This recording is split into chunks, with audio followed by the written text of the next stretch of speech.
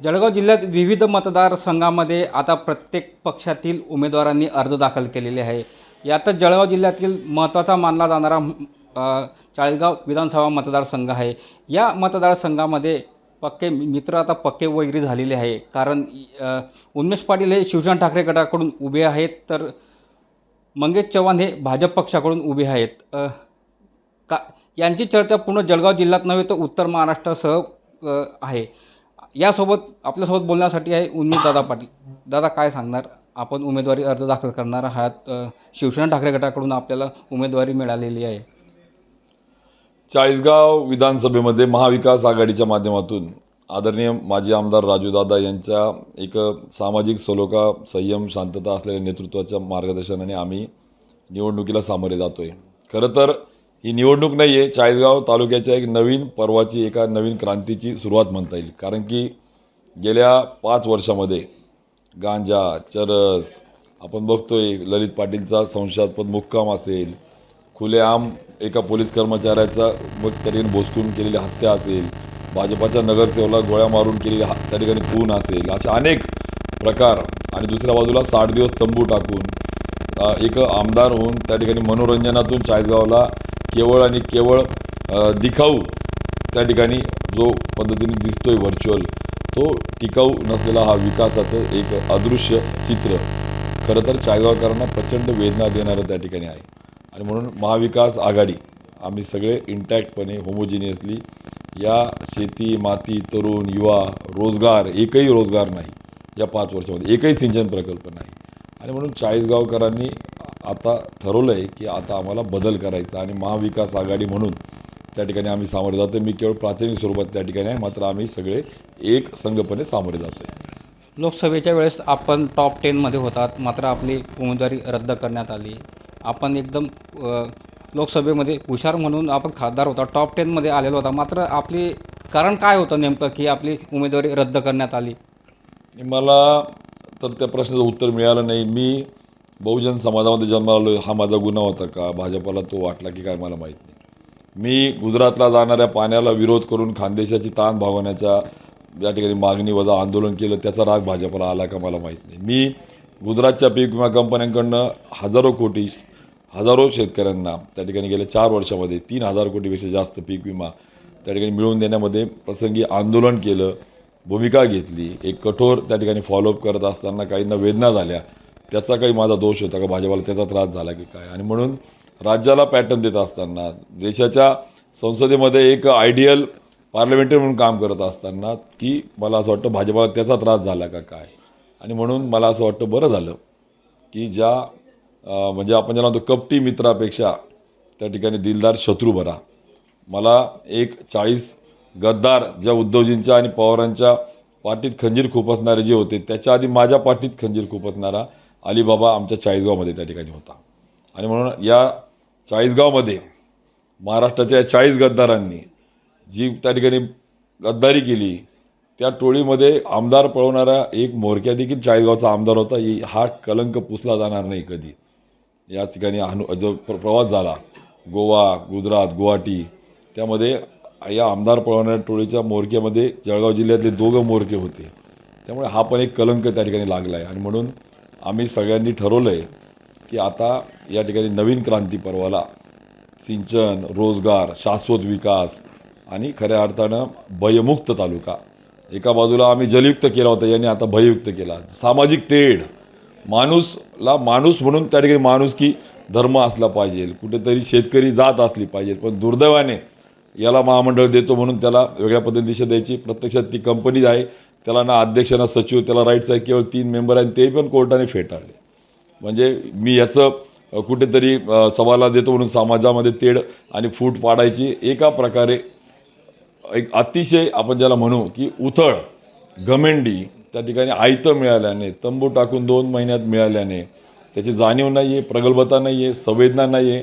आणि म्हणून धनशक्ती विरुद्ध जनशक्ती आपण त्या ठिकाणी म्हणू शकतो. लुटो आणि बाटो या पद्धतीने जे चाळीसगावातलं कल्चर हे अत्यंत वेदना देणारं, चाळीसगावच्या संस्कृतीला, परंपरेला छेद देणारं आहे. आणि म्हणून आम्ही ठरवलं आहे सगळ्यांनी की आता हा अतिरेक, हा अन्याय, हा अत्याचार, ही तेढ थांबवायची आणि चाळीसगावला नवीन विकास क्रांती पर्वाची सुरुवात करायची. दादा, आज तुमच्यावरती एक टीका करण्यात आली की चाळीसगावमध्ये जो कत्तलखाना सुरू करण्यामध्ये उन्मेष पाटील यांचा मोठा हात असल्याचं आमदार चव्हाण यांनी जाहीर सभेमध्ये सांगितले. नेमकं यामागची नेमकी पार्श्वभूमी काय आहे? सत्य आमदार महोदयांना खरं तर त्या ठिकाणी कत्तलखान्याच्या संदर्भातलं वास्तवच माहीत नाही. मी आमदार होण्याच्या अगोदर तो प्लॉट अलर्ट झाला होता. मी आमदार झाल्यानंतर त्या प्लॉटला कुठल्या ॲग्रो नावाच्या कंपनीने तो प्लॉट होता. इलेक्ट्रिकल कॉन्ट्रॅक्टर आल्यानंतर आम्ही तात्काळ गेलो आणि त्याला थांबवलं. वीट काय पाय देखील ठेवू दिला नाही. प्रवीण पोटे पाटलांकडनं स्थगिती मिळवली. आजही तुम्हाला सांगतो त्या मागच्या 5 वर्षात कुठलंही वीट पाऊल ठेवलं गेलं नाही. कोविडच्या काळामध्ये आमदार महोदय मंगेश चव्हाण असताना त्या ठिकाणी कंपाऊंड केलं गेलं. त्या ठिकाणी फेन्सिंग करून कंपनीचे काम सुरू होण्याचा त्या ठिकाणी घात होत असताना काही नगरसेवक जे आता मला जॉईन झाले विचाराने, त्यांनी मला सांगितलं की आम्ही गेलो पळत पळत आणि मग त्या ठिकाणी थांबवलं. मी जोपर्यंत भाजपात होतो तोपर्यंत त्यांना आठवलं नाही की मी कत्तलखान्याचं त्या ठिकाणी केलं. म्हणजे आमदार ते होते, स्वतः भाजपाचे पदाधिकारी जे खिवसरात त्यांच्या GST बिलाने मटेरियल तिथे गेलं. याचा अर्थ कत्तलखान्याला दिला असेल, एका ठेकेदाराला दिलं असेल, पण ते तिथे मटेरियल त्यांच्याच कार्यकर्त्याच्या माध्यमातून गेलं. आणि असं असताना धांदाट खोटं बोलून विकास कामं नाही करायचे, जीवनात बदल नाही करायचे, शाश्वत कामं नाही करायचे आणि मग हिंदू मुस्लिम कत्तल गाई, अरे हाच उन्मेष पाटील. एका बाजूला जी भाजपा म्हणते ना गोरक्षा गो बचाव, 10,000 गोठे देऊन देशात रेकॉर्ड करणारा उन्मेष पाटील आहे की ज्यांनी गो बचाव चळवळीला नुसती हाक नाही दिली तर पर्याय दिला.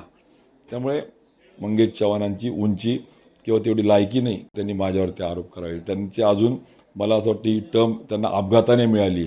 त्यामुळे आता झाले शेवटचे 20 दिवस त्या ठिकाणी आहे आणि चाळीसगावकरांना मोकळा श्वास, या आरोप खालच्या पातळीचा हा बुद्धिभेद याच्यातून नक्कीच श्वास मिळेल. आणि अत्यंत प्रगल्भ सामाजिक सलोखा जोपासणाऱ्या राजूदादांच्या मार्गदर्शनाखाली आम्ही चाळीसगावकरांनी ठरवलं आहे आता की चाळीसगावमध्ये शांत संयमी एक रोजगार आणि शाश्वत विकासाच्या दृष्टीने पावलं टाकण्याचा आराखडा घेऊन आम्ही पुढे जातो आहे.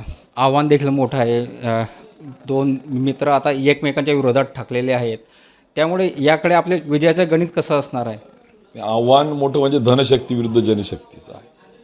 आव्हान जे आहे 2 नंबर विरुद्ध आम्ही त्या ठिकाणी कष्टकरी सर्वसामान्य कुटुंबातले म्हणून त्या ठिकाणी आव्हान त्या ठिकाणी नक्की आहे. शाश्वत विकासाच्या आमचा 5 वर्षाचा आमदार असताना केलेला कामकाज आणि इकडे 5 वर्षात तंबू टाकून मनोरंजनातून चाळीसगावकरांच्या भावनेशी खेळण्याचं काम त्या ठिकाणी आहे. त्यामुळे जर यांचं एवढं वजन त्या ठिकाणी सरकार दरबारी होतं, विकासाचा कांगावा करतायत, तर तामसवाडीसारख्या लोंढेवरखेडेच्या 500 गावाचं पुनर्वसन 5 वर्षात केलं नाही. जर एवढं वजन होतं तर का मन्याड गिरणा जोडला गेला नाही? एवढं वजन होतं सिंचनाचा एक तरी प्रकल्प केला का? एवढं वजन होतं तर शेजारच्या दादा भुसेंनी मालेगाव तालुका पूर्ण पोखरा नानाजी देशमुख संजीवनी प्रकल्पात टाकला. चाळीसगावचं एकही गाव का ॲड झालं नाही? एवढं वजन होतं तर का तुम्ही ट्रॅक्टर टिलर रोटावेटरसारख्या DBTद्वारे शेतकऱ्यांच्या योजना थांबवल्या? एवढं वजन होतं तुमचं तर का म्हणून तुम्ही तालुक्याला शाश्वत एक रोजगार देणारी एक तरी इंडस्ट्री, एक तरी रोजगार आपण दिला का? की जो राजूदादा असतील, मी असतील, किमान 500-500 700 कोटीचे उद्योग आम्ही आणून MIDCला त्या ठिकाणी चांगल्या पद्धतीने कल्चर केलं. या उलट आपण गुजरात अंबुजाचा इथेनॉलचा मक्यापासूनच्या प्रोजेक्टला हरकत घेतली आपण आणि भाजपाच्या पदाधिकाऱ्यांनी आणि त्या ठिकाणी येणाऱ्या 400 कोटीची गुंतवणूक आपण थांबवली. त्यामुळे मला असं वाटतं ज्यावेळेस आमदार महोदयांचा खरा चेहरा लोकांपुढे येईल, मुंह में हरी आणि हात में छुरी, बरोबर आहे का, तर लोकांना त्या ठिकाणी जेव्हा कळेल तर नक्कीच बदल त्या ठिकाणी झाल्याशिवाय राहणार नाही आणि तो होतोय. विजयाचं गणित कसं मांडणार आपण? विजयाचं गणित सामाजिक सलोखा, चाळीसगावची परंपरा, शाश्वत विकास, रोजगार आणि माणूस म्हणून माणसाला त्या ठिकाणी भयमुक्त तालुक्याचं जो त्या ठिकाणी आमचा अजेंडा आहे त्यावर चाळीसगावकर एक झाले. आणि कालचा छोटासा प्रत्यय आपल्याला मी सांगतो, केवळ 3 तासामध्ये दुपारी 3ला आम्ही ठरवलं आणि संध्याकाळी 6ला निर्धार मेळावा घेत असताना 8,000 लोक 3 तासात फक्त मेसेजवर येतात. हीच बदलाची नांदी त्या ठिकाणी आहे. आणि 500 रुपये देऊन आमदार महोदय भाषणात बोलले, तुम्ही ऐकलं असेल, आता तुम्ही तिथूनच येत आहेत. 500 रुपये दिले, 1000 रुपये देणारे पब्लिक. म्हणजे एका राज्याचा मुख्यमंत्री होतो 1500 मिळाले आणि दुसऱ्या बाजूला एक आमदार म्हणतो 500 रुपये 1000 रुपये देऊन आणलेली. म्हणजे 500 1000 1500मध्ये जनतेला विकत घेण्याचं, लोकांच्या भावनेशी खेळण्याचं, लोकशाहीचा खून करणारं, अक्षरशः कंटाळवाना, खऱ्या अर्थानं अत्यंत घाणेरडा प्रकार जो भाजपा संस्कृती रुजवते, जे आमदार महोदय ज्याचा तोंडातून उल्लेख करतायत, मुखातून येतं ना, तेच कल्चर आहे सगळं. त्यामुळे मला असं वाटतं की या सगळ्या परंपरेला छेद देण्यासाठी चाळीसगावकर हे अत्यंत सज्जन आणि सक्रिय आहेत आणि त्यामुळे बदल हा अटळ आहे. हे होते उन्मेष पाटील यांनी सांगितलं की चाळीसगावमध्ये गुंडगिरी, छेडखाणीच्या खून, दरोड्याचे या चाळीसगाव मतदारसंघामध्ये सुरू आहे. हा बदल जनतेला हवा असल्याने येणाऱ्या विधानसभेमध्ये आमचा विजय नक्कीच होईल असा विश्वास त्यांनी व्यक्त केला. Nilesh Patil, Maharashtra times online, Jalgaon.